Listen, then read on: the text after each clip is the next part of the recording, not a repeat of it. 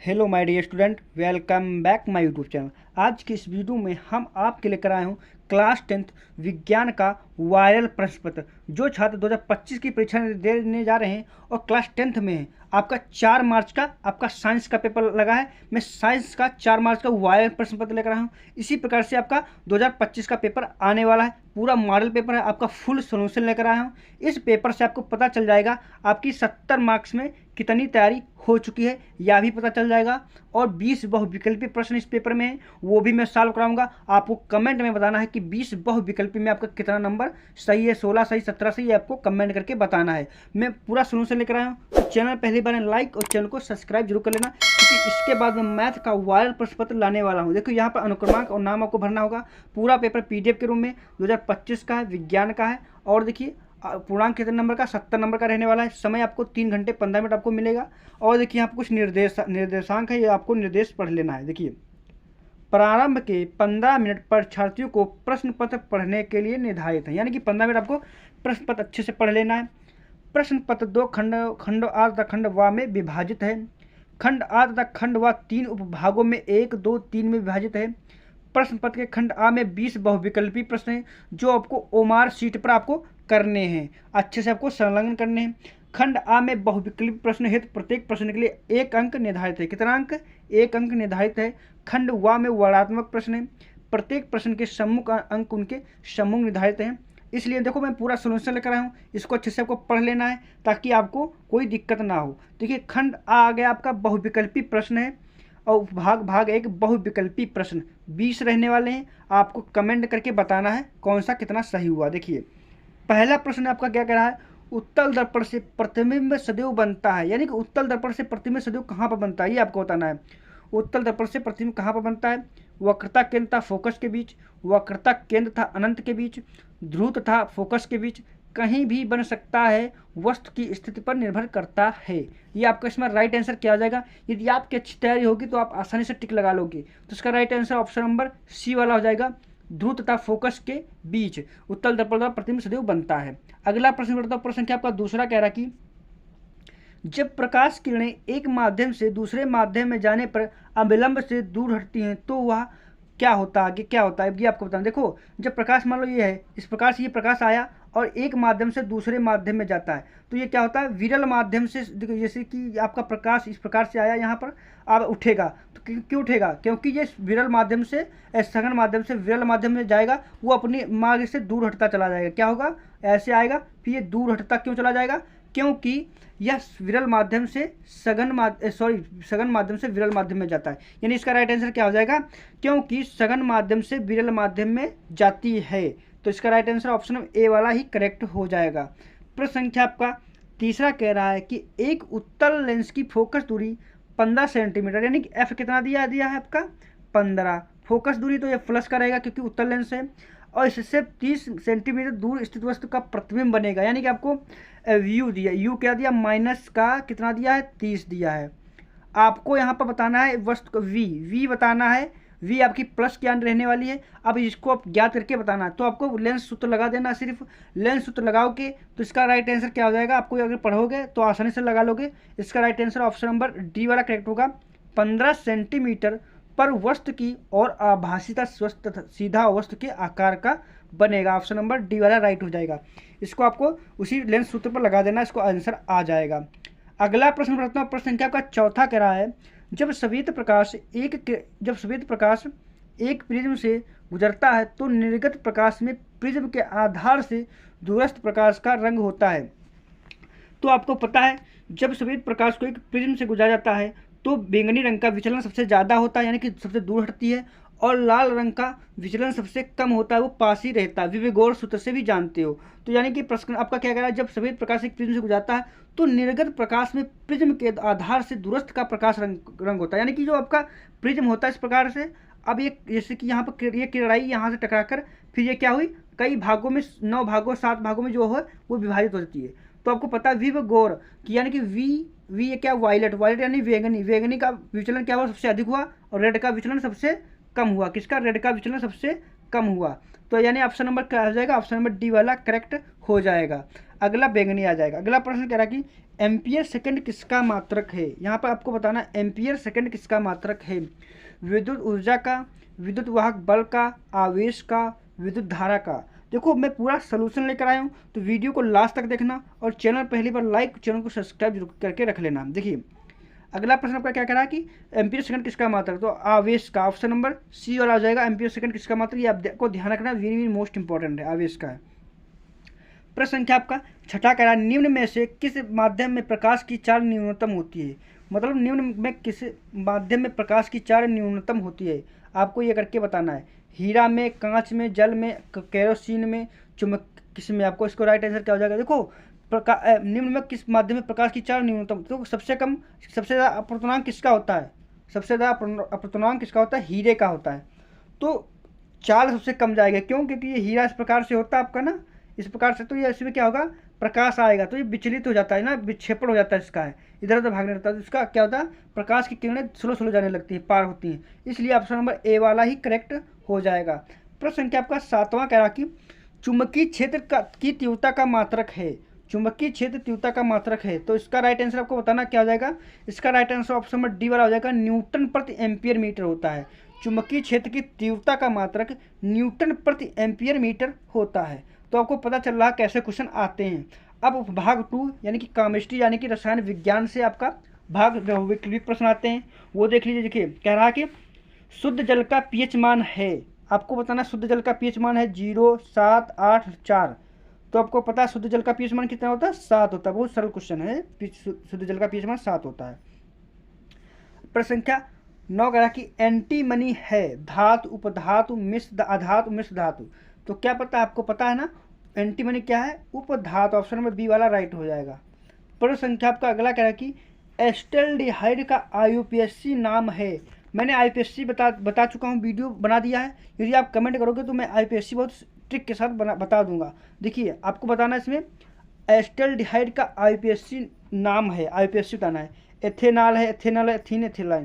देखो इसका ये कोई ट्रिक नहीं है, इसका कोई रट्टा नहीं है, इसको आपको करना है। एस्टल्डिहाइड यानी कि CH3CHO, ये होता है इसका फार्मूला। अब आपको बताना आईयूपीएसी, हम क्या करेंगे, कार्बन को गिनेंगे 1, 2 कार्बन को पहले हम क्या लिखते हैं, एथ। तो यहाँ पर हमने एथ लिख दिया, एथ लिख दिया।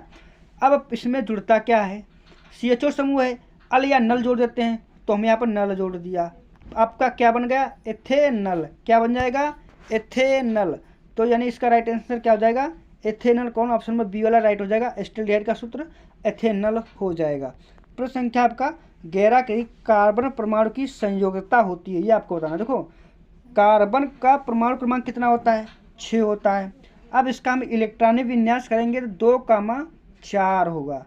तो ये 4 जो इलेक्ट्रॉन बचे हैं ना लास्ट वाले में परमाणु, ये क्या कर देगा, कार्बन त्याग कर देता है। यानी कि ये 4 है, ये त्याग कर देगा, यानी ये प्लस की धनात्मक की संयोजकता 4 बना लेता है। तो इसका राइट आंसर क्या हो जाएगा, ऑप्शन नंबर सी वाला राइट हो जाएगा। तो ऑप्शन नंबर सी वाला करेक्ट हो जाएगा। प्रश्न संख्या में अगले को बढ़ता हूँ।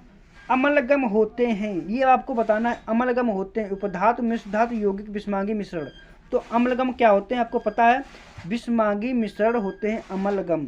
अगला प्रश्न संख्या आपका 13 कह रहा कि सल्फ्यूरिक अम्ल में अम्लीय हाइड्रोजन परमाणु की संख्या है, यानी कि आपको अम्लीय हाइड्रोजन परमाणु की संख्या बताना। देखो अब इसका सल्फ्यूरिक अम्ल का सूत्र क्या होता है, H2SO4, H2SO4, यही तो सूत्र होता है। अब प्रश्न में आपको बताना क्या है, सल्फ्यूरिक अम्ल में अम्लीय हाइड्रोजन, हाइड्रोजन क्या है, H, इसका आपको बताना है परमाणु की संख्या कितनी नीचे लगी है, 2। तो इसका राइट आंसर क्या हो जाएगा, आपका पता चल जाएगा 2 हो जाएगा। ऑप्शन नंबर ए वाला करेक्ट हो जाएगा।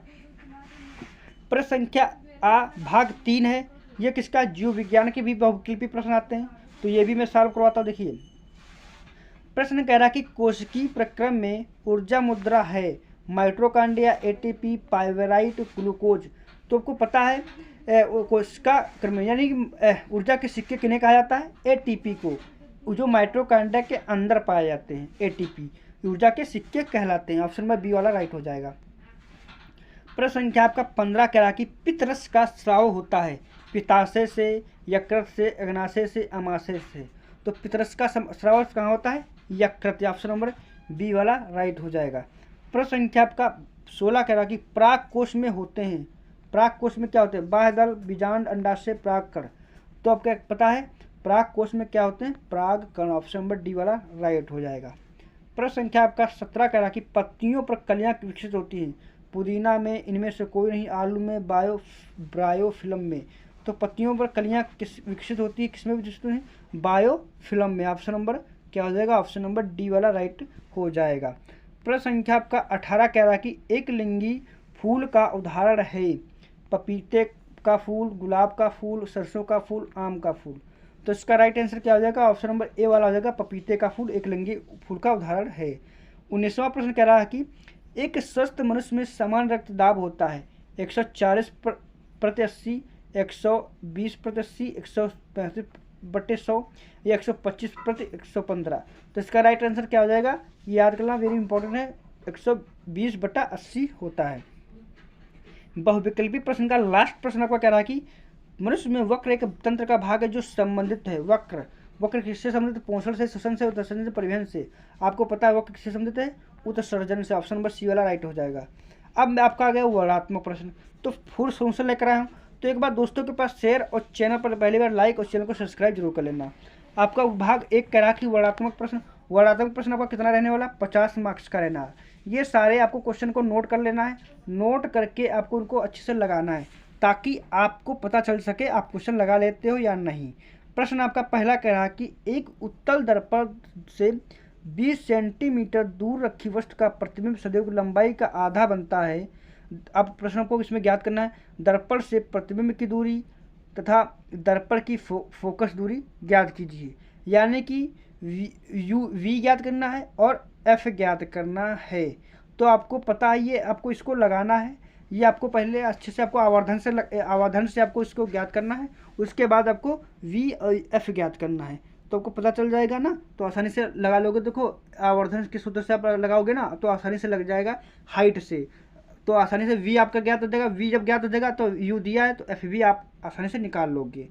अब अगला प्रश्न कह रहा है कि अभिसारी किरणों के माध्यम से के मार्ग में अवतल लेंस रखने पर किरणें लेंस से 20 सेंटीमीटर पीछे अक्ष पर फोकस होती हैं। तो लेंस की अनुपस्थिति में ये किरणें कहाँ फोकसित होती हैं? लेंस की फोकस दूरी 30 सेंटीमीटर है, ये आपको बताना है। तो आपको दूर हटती हैं ये आपकी चीज़ें दी हैं। आपको इससे आपको सवाल को नोट कर लेना, इसको लगाना है। प्रश्न संख्या में पूरा पेपर आपको दिखा देता हूँ कैसा आपका पेपर आने वाला है, कैसे क्वेश्चन रहने वाले हैं। ये देखिए 23वां क्वेश्चन कह रहा कि 22 ओम और 32 और तथा 60 तीन प्रतिरोधों को किस प्रकार जोड़ा जाए ताकि 40 ओम तथा 10 का तुल्य प्रतिरोध प्राप्त हो।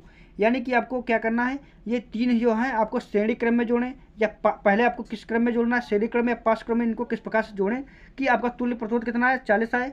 उसके बाद आपको 10 का तुल्य प्रतिरोध प्राप्त हो और 10 और तथा सेकंड में क्या प्राप्त करना है 10 का तुल्य प्रतिरोध आपको प्राप्त करना है।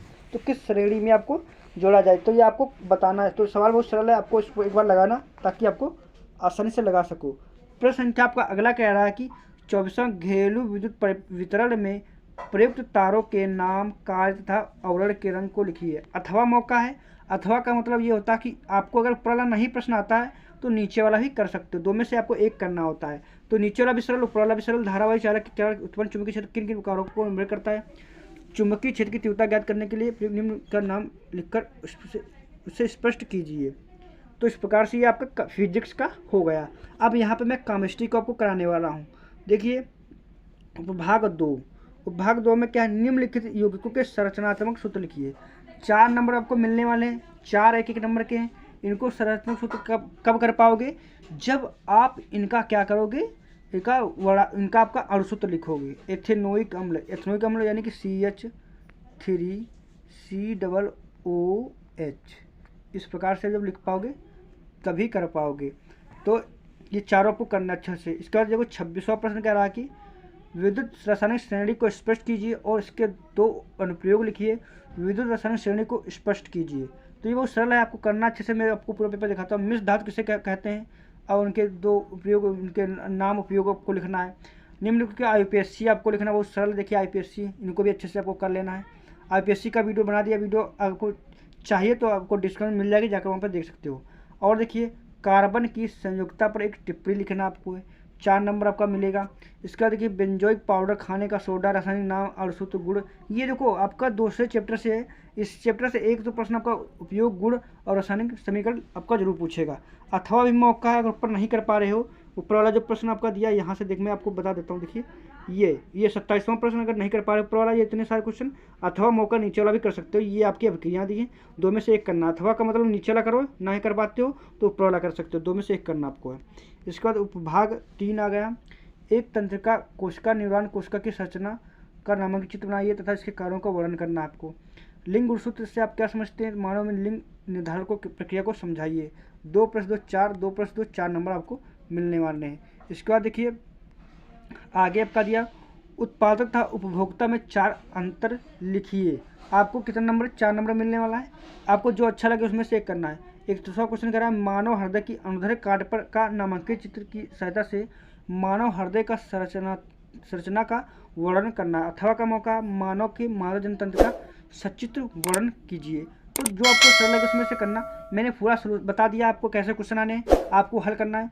इसके बाद मैं साइंस का उसके बाद हम जल्द से जल्द उसका मैथ कराने वाला हूँ, इसलिए चैनल को सब्सक्राइब लाइक जरूर कर देना। Thanks for watching this video.